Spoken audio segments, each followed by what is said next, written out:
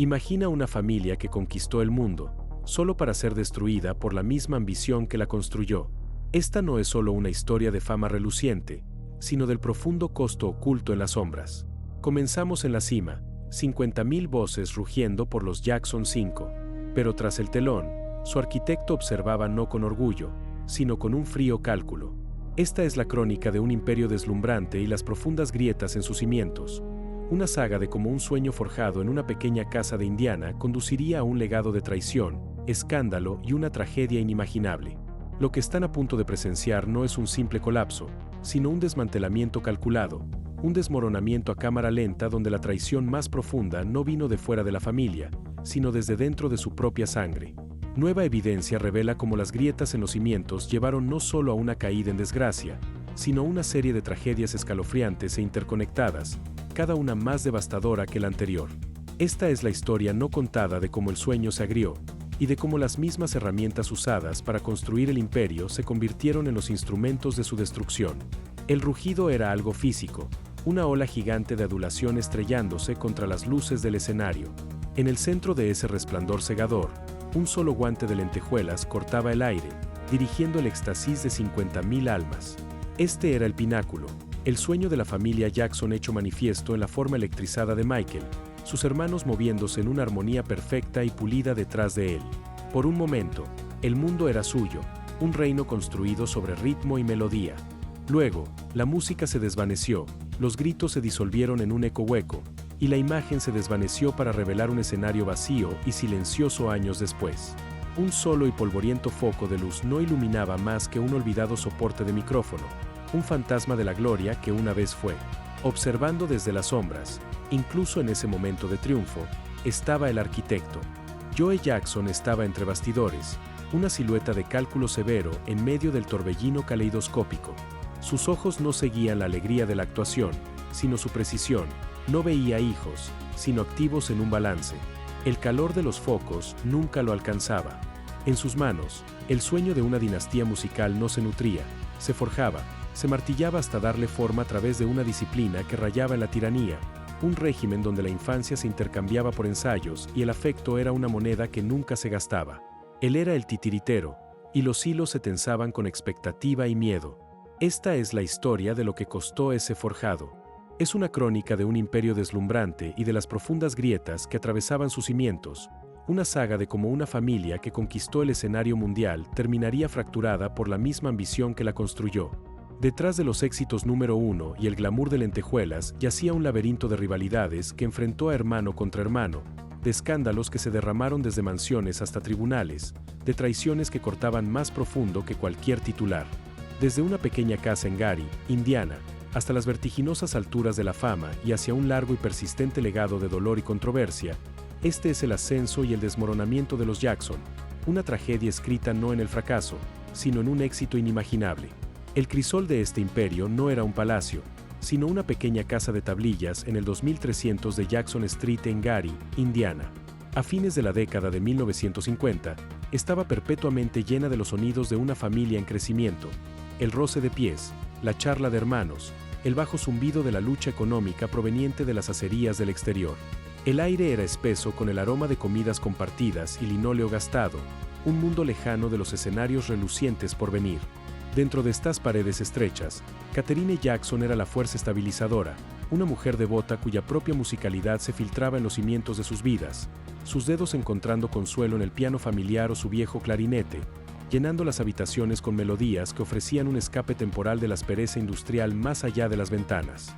Joe Jackson regresaba cada tarde desde la cabina del operador de grúas, su cuerpo cansado, su espíritu enroscado con la frustración de sueños de boxeo abandonados y una vida medida en turnos. Se movía por el calor doméstico que Katherine cultivaba como un capataz inspeccionando una obra, su mirada severa sin perder detalle. El ruido alegre de sus hijos era, para él, una forma de caos que debía gestionarse. Sin embargo, en los momentos en que la música de Katherine crecía o cuando sus hijos mayores, Jackie, Tito, Hermione, armonizaban distraídamente mientras limpiaban después de la cena, un cálculo diferente comenzaba a titilar detrás de sus ojos. Él no escuchaba solo juegos infantiles, sino un recurso crudo y sin explotar, no veía solo hijos, sino una posible ruta de escape de la vida que lo constreñía. El cambio no llegó con un gran anuncio, sino en un momento de cruda claridad. Una tarde, la cacofonía del hogar se desvaneció en el fondo mientras Joe escuchaba desde la puerta de la cocina.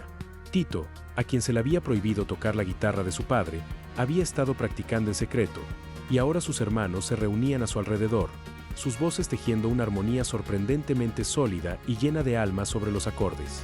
Joe observó, su rostro impasible.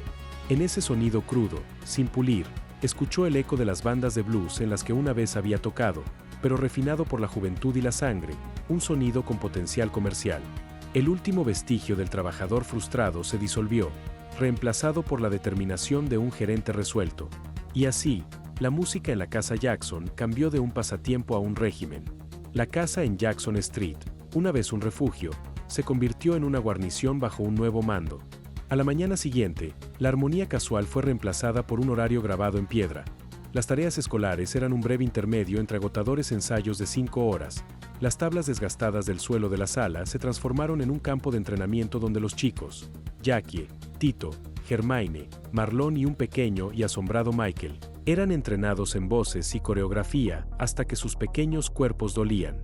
Joe, con un cinturón enroscado de manera ominosa en su mano, caminaba como un capataz, sus críticas agudas y desprovistas de elogios, reduciendo su talento incipiente a un producto que requería un refinamiento despiadado. Les prohibió llamarlo papá, insistiendo en el frío y formal Joseph, un decreto que cortó el vínculo familiar y estableció una jerarquía escalofriante y transaccional. El piano y las guitarras ya no eran instrumentos de alegría, sino herramientas del oficio, y el aire se volvió espeso con el olor a sudor y miedo latente, la risa de la infancia extinguida bajo el resplandor implacable de una sola bombilla desnuda que ardía hasta tarde en la noche de Indiana, marcando el nacimiento de un imperio construido sobre las cenizas de una vida normal. El régimen de ensayo era meramente la estructura, su aplicación era un terror brutal e íntimo.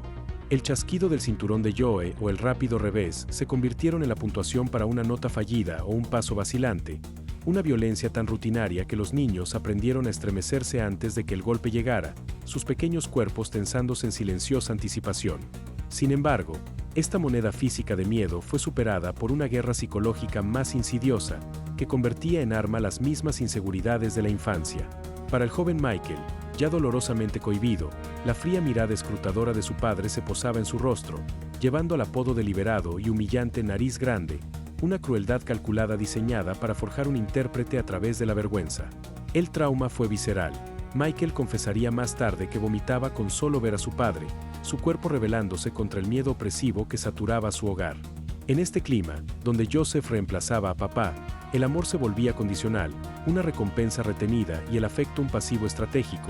incrustando una profunda fractura entre el deslumbrante producto en el escenario y los individuos heridos obligados a convertirse en él. La brutal disciplina de Gary, sin embargo, rindió su cosecha deseada con una velocidad pasmosa, catapultando a los hermanos desde el silencio opresivo de su sala de estar convertida en campo de entrenamiento hasta el ensordecedor rugido del reconocimiento nacional, cuando los Jackson 5 irrumpieron en escena con I Want You Back en 1969. Sus trajes a juego y movimientos sincronizados, una máscara deslumbrante sobre el trauma que los había forjado. Cambiaron el olor del miedo y la suciedad industrial por el embriagador perfume del maquillaje de estudio de Hollywood y el calor cegador de los focos televisivos, actuando en escenarios como The Ed Sullivan Show, donde la adoración de millones se sentía como una fuerza física completamente ajena a la calculada aprobación de Joseph. Sin embargo, esta nueva y dorada jaula de la fama, con sus implacables agendas y la mirada vigilante de Berry Gordy de Motown, simplemente magnificó la dinámica existente. Entre bastidores, incluso entre el confeti y los flashes de las cámaras, la crítica de Joseph seguía inmediatamente a una actuación triunfal, su enfoque en un paso fallido asegurando que la celebración fuera tan efímera como lo habían sido sus infancias. Y mientras las cámaras y los entrevistadores gravitaban instintivamente hacia el tímido y magnético centro de la tormenta, un joven Michael Jackson, su hermano Hermione observaba desde una ligera y reveladora distancia, apareciendo la primera grieta tenue en la fachada cuidadosamente construida de la familia, un presagio silencioso de que el mismo éxito que los unía pronto se convertiría en la cuña que los separaría. El deslumbrante éxito de los Jackson 5 en Motown, sin embargo, ocultaba una amarga verdad. Los estados de regalías que llegaban al hogar de los Jackson contaban una historia de explotación, no de imperio. A mediados de la década de 1970, la frustración de la familia se había endurecido hasta convertirse en determinación, y en una tensa reunión a puerta cerrada orquestada por Joe, se tomó la decisión de separarse del sello que los había lanzado, una declaración de independencia que conllevó dos costos brutales e inmediatos. Primero fue la pérdida legal de su propia identidad, ya que Motown retuvo los derechos del nombre de Jackson 5, obligando a los hermanos a desprenderse de su icónico estandarte y adentrarse en el incierto desierto rebautizados simplemente como The Jacksons. La segunda herida, más profunda, vino desde dentro de sus propias filas. Hermione, ahora casado con la hija de Berry Gordy, Hazel, decidió quedarse atrás, una decisión que resonó en el silencio atónito de la habitación mientras efectivamente elegía a la poderosa familia de su esposa por encima de su sangre. Su partida fue una fractura física y simbólica. Mientras sus hermanos empacaban sus pertenencias de las oficinas de Motown, dejando atrás la dorada jaula de su juventud, Hermione se quedó al otro lado de una línea, su elección transformándolo de un hermano de armas en el primer gran desertor de una dinastía ahora irrevocablemente dividida por la ambición y la traición.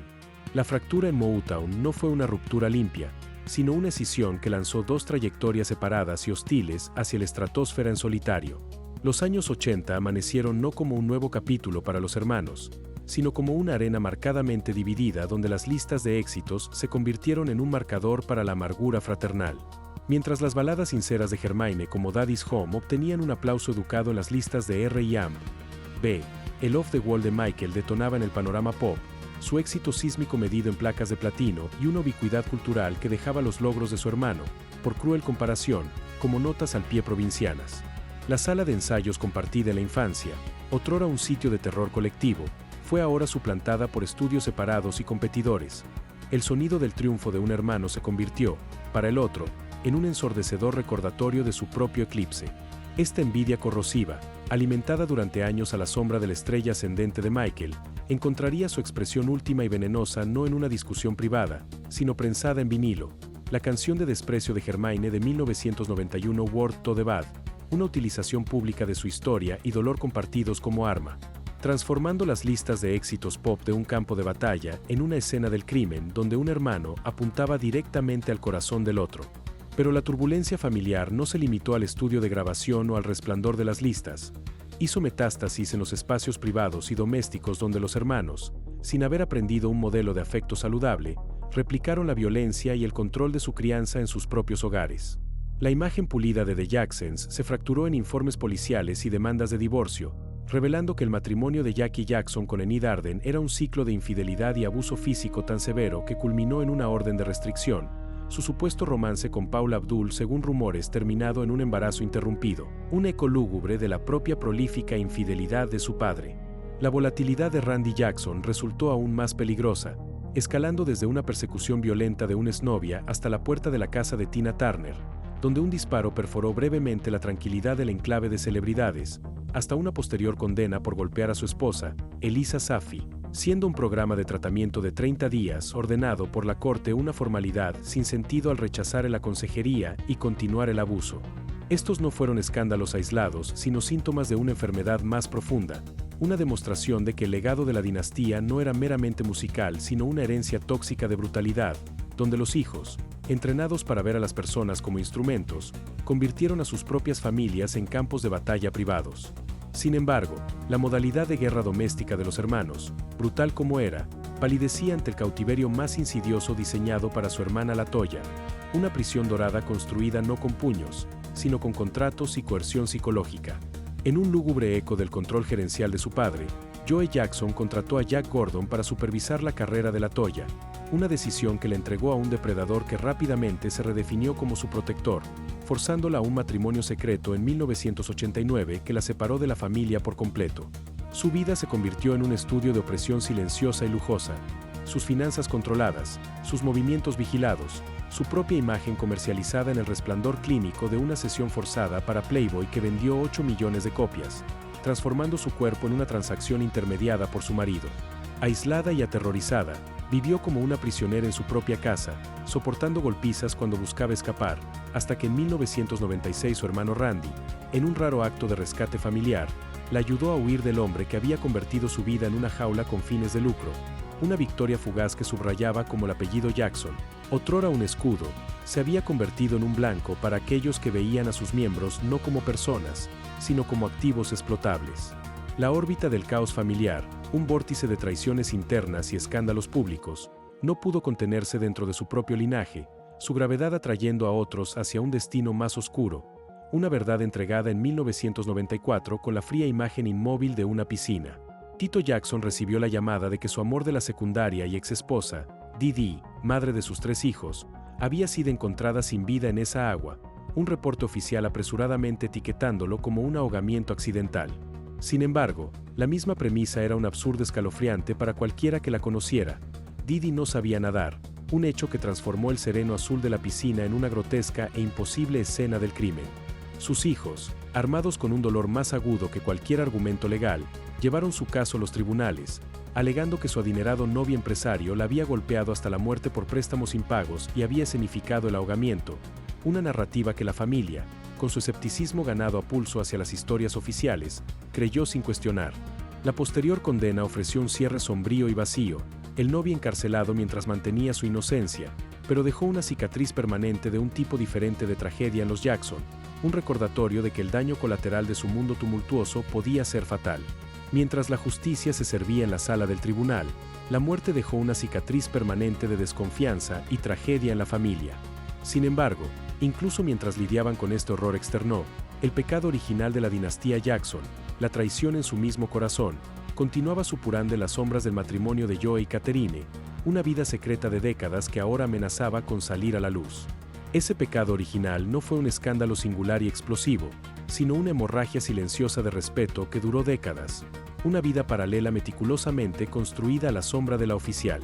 En los años 70, en el punto más alto del ascenso público de la familia, Joe Jackson conoció a una mujer llamada Cheryl Terrell, iniciando un romance que perduraría durante 25 años, una segunda familia completamente realizada que incluía a una hija secreta. Con una fría precisión administrativa, los instaló en una casa a menos de 5 millas del hogar familiar en California, un insulto geográfico tan descarado que hablaba de una impunidad absoluta, su coche siendo una presencia habitual en su entrada para visitas casi diarias, mientras Catherine mantenía la fachada de la matriarca en su propiedad separada y cada vez más solitaria. Ella había sospechado durante mucho tiempo de sus infidelidades. Sus 2 peticiones de divorcio presentadas y abandonadas eran un testimonio de su resignación atrapada, pero la existencia de esta otra hija cementó su papel como la corna mansa, la esposa paciente y engañada, atada por el deber y la imagen pública a un hombre que hacía mucho que había abandonado emocionalmente el matrimonio. Permanecieron legalmente casados hasta su muerte, viviendo en ciudades separadas, él en Las Vegas, ella en California. Su unión una cáscara vacía que albergaba la traición fundacional de la cual todas las demás parecían brotar. Joe Jackson había perfeccionado el arte de mantener vidas separadas, una lección de deslealtad que no pasó desapercibida para sus hijos, demostrando que el veneno de la infidelidad podía extenderse de padre a hijo y de hermano a hermano.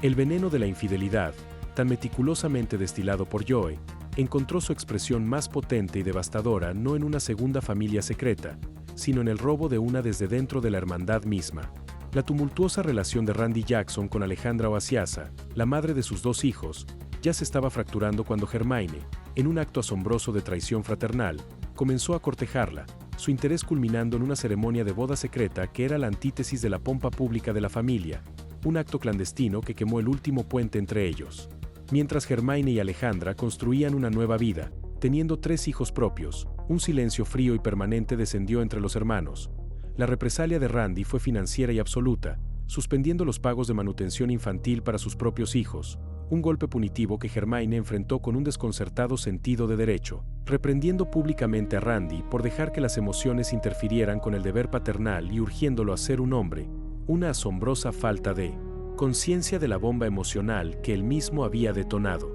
La justificación de Alejandra a la prensa, de que Randy no me trataba como si yo fuera la única, resonó en el espacio vacío donde su hermandad había estado, un triste coda a un conflicto que priorizó el deseo personal por encima de todo vínculo de sangre. El matrimonio nacido de esta traición terminaría en divorcio en 2003, dejando atrás solo tierra arrasada entre hermanos y una maraña de familias fracturadas, un microcosmos del perdurable talento de la dinastía Jackson para crear y luego destruir sus propios lazos. Y así el retrato estaba completo, un mosaico devastador de traición y trauma donde cada destellante tesela de triunfo público, los trajes a juego, las sonrisas sincronizadas, los discos de platino, estaba ahora enmarcada por la lechada de órdenes de restricción, manutenciones infantiles suspendidas, canciones de disidencia y tumbas secretas. El sueño que Joe Jackson forjó en el fuego de su ambición se había enfriado en un monumento quebradizo y destrozado, su fundación agrietada por las mismas herramientas de su construcción. La disciplina cuajada en abuso, la unidad convertida en rivalidad, y la lealtad pervertida en una moneda de transacción.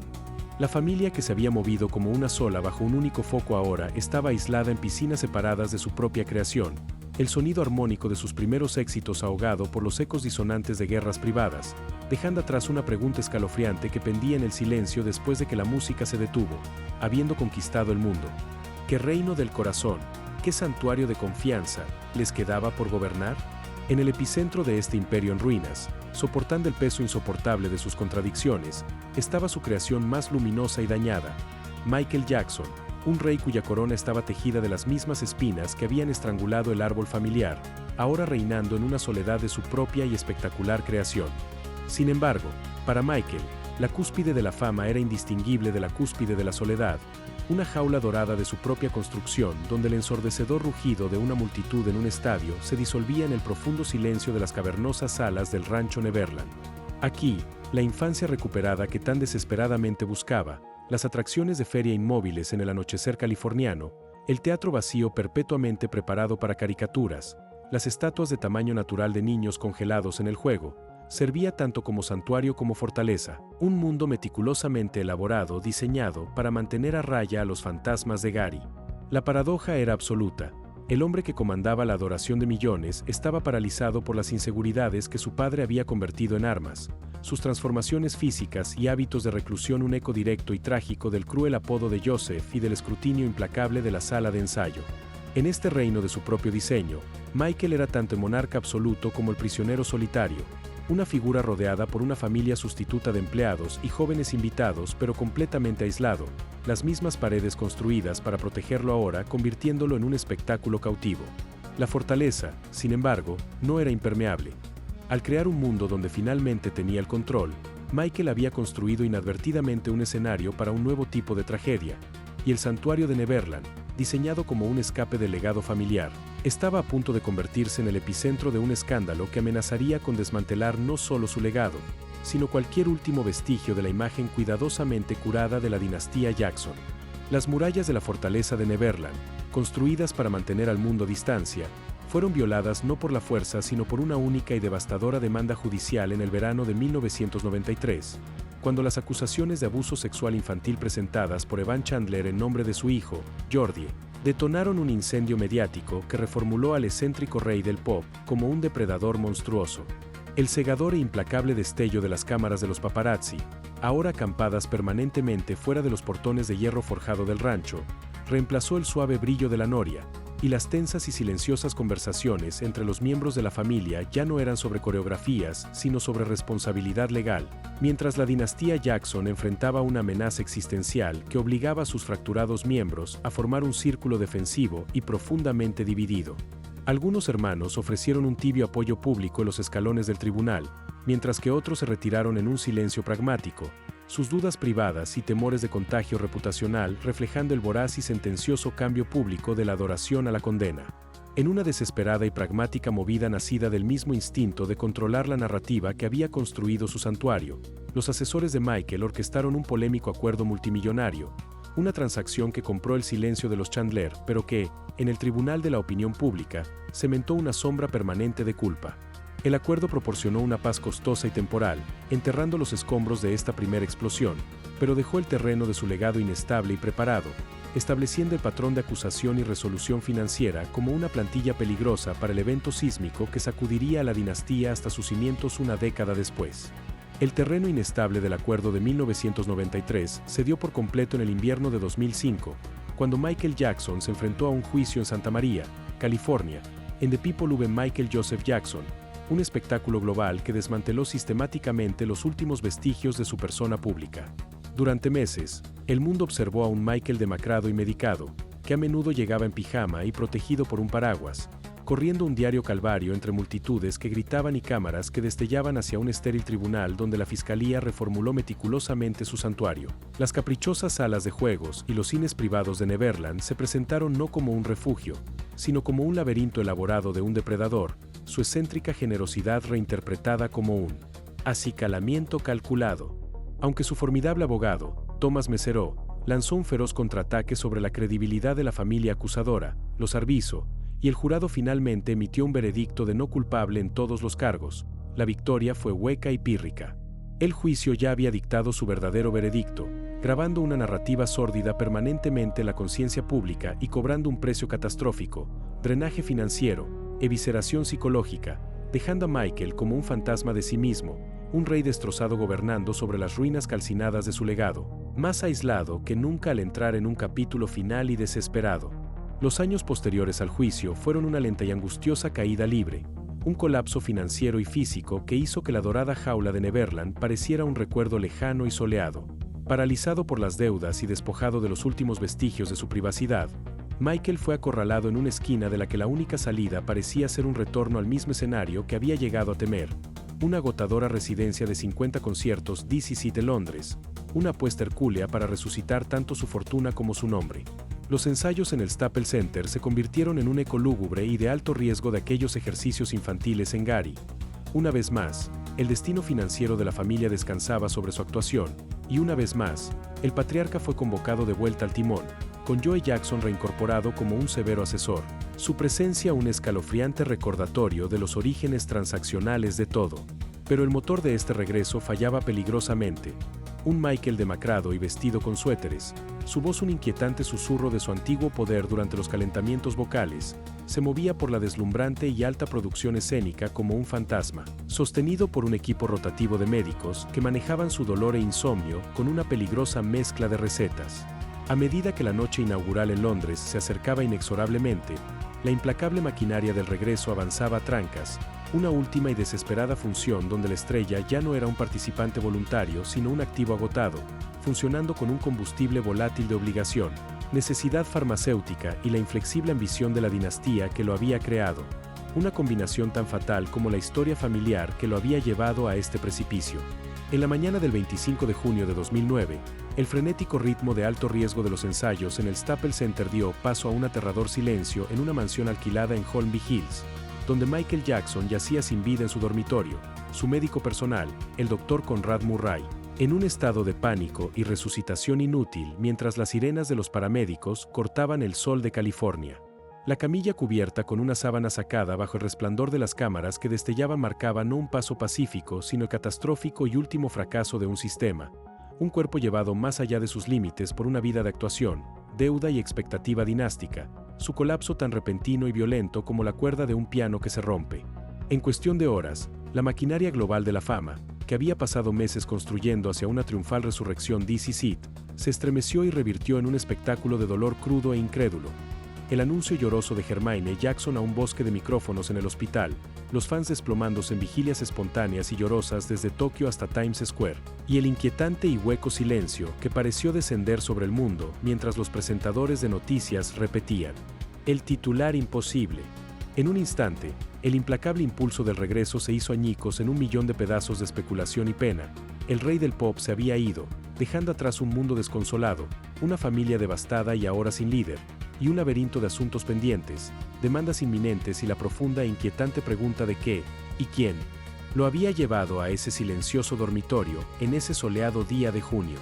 El dolor colectivo e incrédulo que había congelado al mundo en un solo instante aturdido ahora se descongeló en una inquisición sombría y clínica, mientras el silencioso dormitorio en Holmby Hills se transformaba rápidamente de una escena de tragedia en una escena del crimen sellada, su opulenta quietud atravesada por el flash estéril de las cámaras policiales y el bajo murmullo de los detectives. El bisturí del forense del condado de Los Ángeles trazó el capítulo final y brutal de la vida de Michael Jackson en el frío lenguaje de la toxicología, revelando un cóctel letal donde el anestésico hospitalario Propofol, un fármaco destinado a quirófanos, hallado en el hogar de una estrella del pop, era el protagonista, su presencia una acusación impactante de la negligencia médica que había permitido su sueño final y desesperado. Simultáneamente, la investigación del Departamento de Policía de Los Ángeles se concentró con precisión láser en la única figura presente en esa habitación, el Dr. Conrad Murray, cuyas declaraciones contradictorias y atemorizadas y su comportamiento errático lo pintaron como un arquitecto imprudente de la catástrofe, el villano inmediato para una familia y un público ávidos de un blanco para su indignación. Desde los escalones del Palacio de Justicia, los abogados de la familia Jackson, sus voces temblorosas por un dolor ahora endurecido en acusación, juraron encontrar a los responsables, canalizando la larga historia de conflictos internos de la dinastía hacia un frente público unificado que exigía justicia, mientras la historia en los titulares globales cambiaba irrevocablemente de Michael Jackson ha muerto a cómo murió Michael Jackson y quién es el culpable.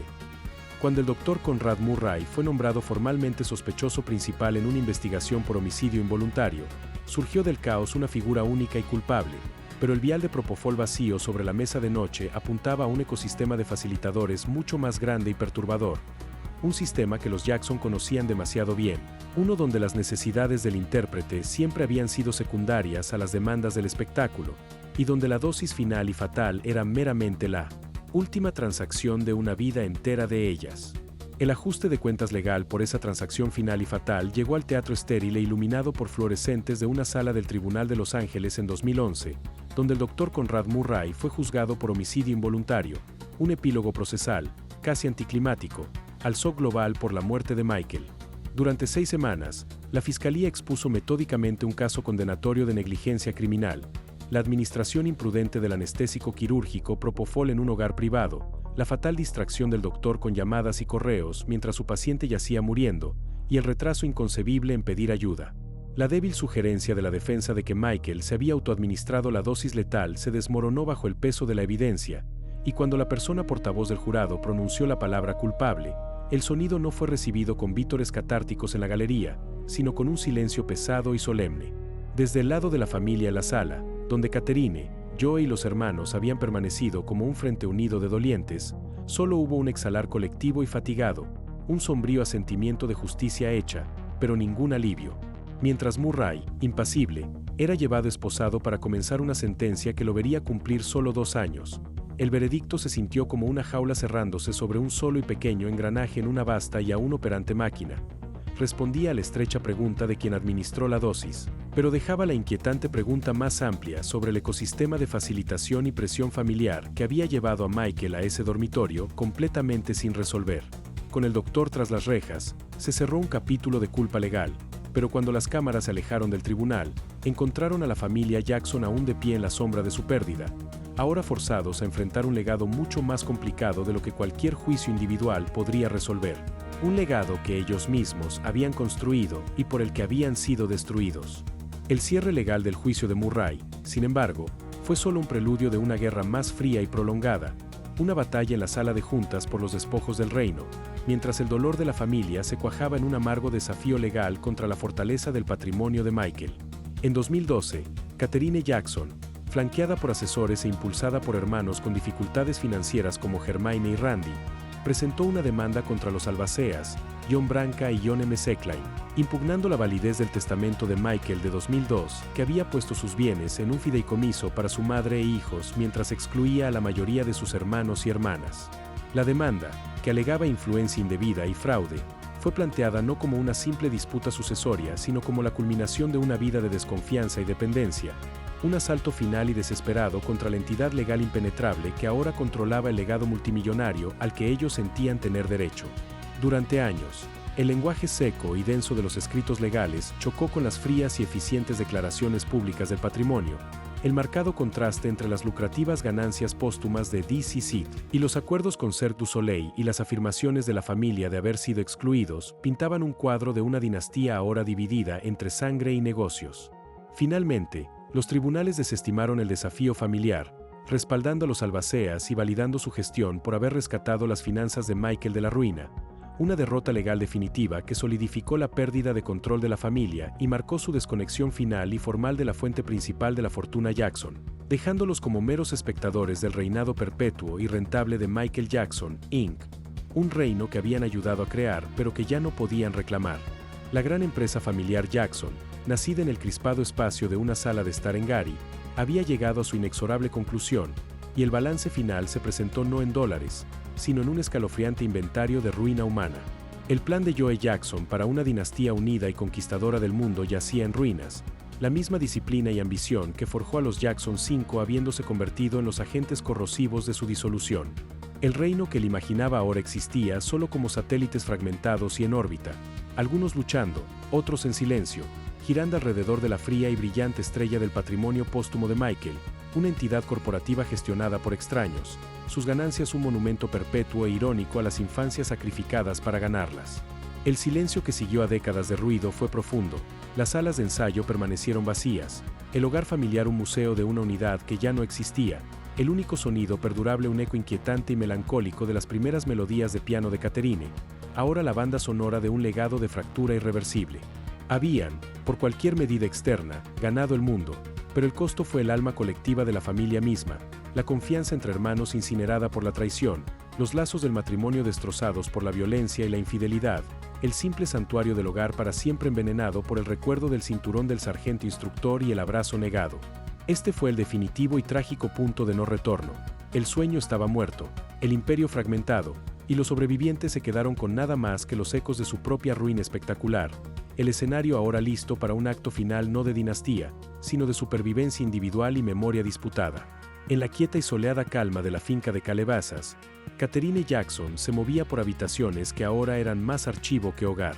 La matriarca, que había sobrevivido a su marido y a su hijo más famoso, existía como el único pilar duradero de la dinastía original, una curadora rodeada por los silenciosos artefactos de su historia. Sus manos, suavizadas por la edad, recorrerían el cristal sobre fotografías enmarcadas, un Michael joven, radiante con una chaqueta de lentejuelas, los Jackson 5, congelados en trajes a juego y sonrisas esperanzadas, sus imágenes bañadas por la suave luz con motas de polvo que se filtraba por las ventanas. La gran casa zumbaba con un profundo silencio, roto solo por los suaves acordes de música gospel de una radio distante, una piedra de toque de fe de toda la vida en un hogar que había presenciado todo tumulto terrenal. Aquí, entre las reliquias de una fama inimaginable y una fractura profunda, ella era la guardiana de una llama en un templo vaciado hacía tiempo de su congregación, una figura resiliente que presidía un museo de memoria, amor y pérdida. Los hermanos, esos planetas que una vez fueron forzados a una única y brillante órbita, ahora se desplazaban en trayectorias separadas, marcados para siempre por la gravedad de su pasado compartido, pero separados por vastas distancias de experiencia y elección. Janet navegaba el mundo como un icono experimentado y autosuficiente, sus pulidas actuaciones en escenarios globales un mundo aparte de las silenciosas luchas de otros.